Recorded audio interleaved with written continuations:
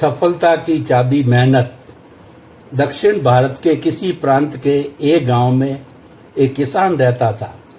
उसके एक लड़का था जिसका नाम था रामदेव।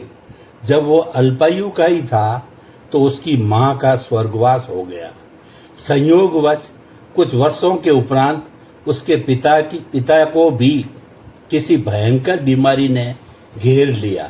जब उसके पिता को यह आभास हो गया कि अब इस बीमारी का कोई इलाज संभव ही नहीं है और मेरा मरना निश्चित है, तो उसने अपने बेटे को अपने पास बुलाकर कहा, देख बेटा रामदेव, मैं तो अब तुझे अकेला छोड़कर इस संसार से जा रहा हूँ।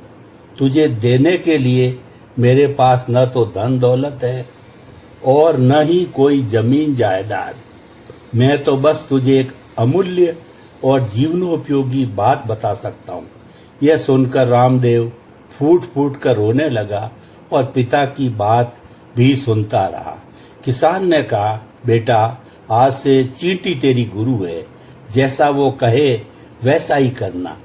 इतना कहते ही किसान के प्राण पंखेरु उड़ गए और वह इस दुनिया से सदा के लिए विदा हो गया।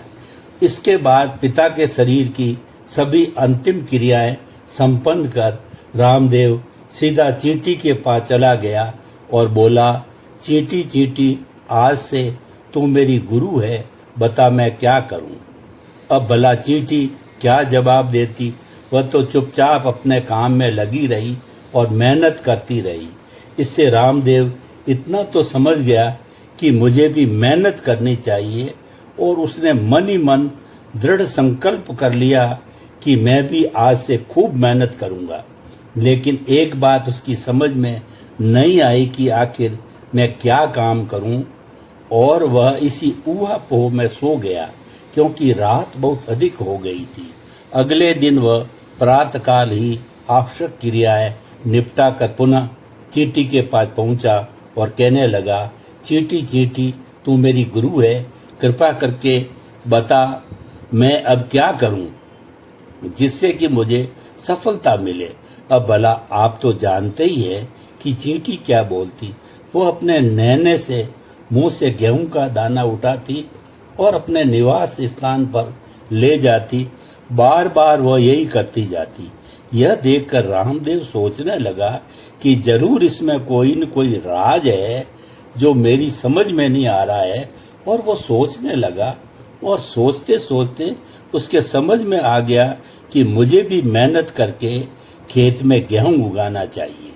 इसके बाद रामदेव अपने घर गया, पिता के हल को उठाया और जोड़ दिया दोनों बैलों को तथा चला खेत की ओर। उसने खूब मेहनत से खेत में हल चलाया, बीज बोया, पानी दिया, रखवाली की और अंत में फसल की कटाई की। लेकिन जब दाने निकले तो उसकी मात्रा उसकी अपेक्षा से बहुत ही कम थी। इससे वो थोड़ा निराश भी हो गया। अगले दिन रामदेव फिर चींटी के सम्मुख गया और बोला, चींटी चींटी, तू मेरी गुरु है। मैंने खेत में खूब मनोयोग से मेहनत की, लेकिन मुझे अपेक्षित फल प्राप्त नहीं हुआ। बता अब मैं क्या करूं। चींटी की तो अब भी वही स्थिति थी। भला वह क्या बोलती, लेकिन आज वह एक दूसरे काम में व्यस्त थी। वो अपने छोटे से मुंह से अपने से भी बड़ा दाना गेहूं का लेकर एक दीवार पर चढ़ रही थी। वो दाना बार बार उसके मुंह से छूटकर नीचे गिर जाता था, लेकिन चींटी थी कि हार मानने को तैयार ही नहीं थी। दाना फिर नीचे गिरता और वह फिर उसे उठाती और दीवार पर चढ़ने लगी और अंत में वह अपने कार्य में सफल हो गई। यह सब देखकर रामदेव समझ गया कि एक बार मेहनत करने से यदि सफलता न मिले तो हमें निराश न होकर अपना साहस नहीं छोड़ना चाहिए, पुनः पुनः प्रयास करना चाहिए। अंत में हमें सफलता अवश्य मिलेगी। अगले दिन सूर्योदय से पहले ही रामदेव पहुंच गया खेत में और उसने फिर हल चलाया, बीज बोया, पानी दिया और धीरे धीरे फसल तैयार हो गई। फिर उसने खेत की कटाई की और अब की बार जो दाने निकले उन्हें देखकर तो रामदेव हैरान हो गया, क्योंकि अब की बार दाने उसकी अपेक्षा से भी 10 गुना अधिक थे। इसीलिए कहा भी जाता कि असफलता मत रोक मुझे तू, हट जा दूर निराशा, तुझ में इतनी आग नहीं है जितनी मुझ में आशा।